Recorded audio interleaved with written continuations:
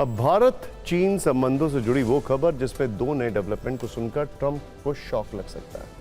पहला डेवलपमेंट यह है कि चीन के विदेश मंत्री वांग यी भारत आ रहे हैं। वो सोमवार को दिल्ली पहुंचेंगे। खबरें हैं कि इसके बाद पीएम मोदी एससीओ समिट में हिस्सा लेने के लिए बीजिंग जा सकते हैं। उनका ये दौरा अगस्त के आखिरी दिनों में हो सकता है। हालांकि आज जब विदेश मंत्रालय ने प्रेस कॉन्फ्रेंस की तो एमईए के प्रवक्ता रणदीप जायसवाल ने एससीओ शिखर सम्मेलन में पीएम मोदी के भाग लेने की ना तो पुष्टि की ना ही खंडन किया। बस इतना कहा कि जब इस बारे में सही समय आएगा तो घोषणा की जाएगी। लेकिन पीएम मोदी की संभावित चीन यात्रा को लेकर दोनों देशों में बज़ बहुत ज्यादा। चीन की ओर से तो बहुत पहले ही इस बारे में बयान जारी हो चुका है, जिसमें गदगद चीन की ओर से कहा गया है कि चीन तियानजिन शहर में होने वाले एससीओ समिट के लिए प्रधानमंत्री मोदी का स्वागत करता है। ये समिट 31 अगस्त और 1 सितंबर 2 दिन तक चलेगी। ये शिखर सम्मेलन दोस्ती, एकता और अच्छे नतीजों की मिसाल बनेगा।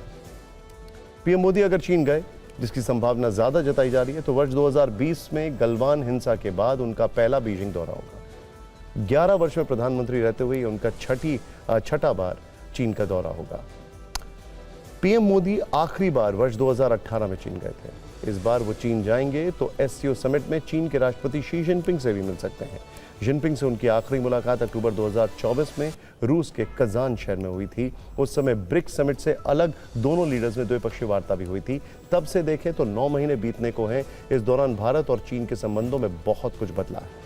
सीमा पर शांति बनाए रखने को लेकर कजान में जो सहमति बनी थी वो आज भी कायम है। जून में भारत और चीन के बीच व्यापार और आर्थिक मुद्दों पर भी बातचीत हुई थी।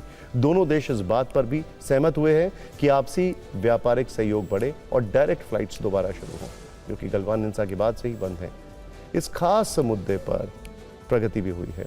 सूत्रों के अनुसार भारत सरकार ने एयर इंडिया और इंडिगो जैसी एयरलाइंस को अक्टूबर से शुरू होने वाले विंटर सीजन तक चीन के लिए उड़ानें तैयार करने का निर्देश दिया है।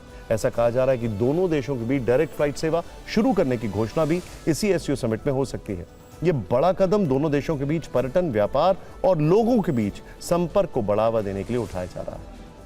अब आते हैं चीन के विदेश मंत्री वांग यी की दिल्ली यात्रा पर, जो कि अगले हफ्ते से शुरू हो रही है।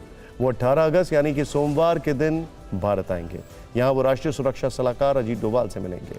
उनसे 1-to-1 टॉक होगी। पिछले साल एनएसए डोभाल चीन गए थे। उस समय दोनों पक्ष इस बात पर सहमत हुए थे कि जमीन पर शांति बनाए रखेंगे ताकि दोनों देशों के बीच सामान्य विकास न रुके।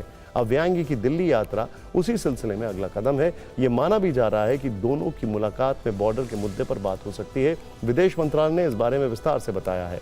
एमईए के प्रवक्ता रणदीप जायसवाल ने आज कहा, हम चीनी पक्ष के साथ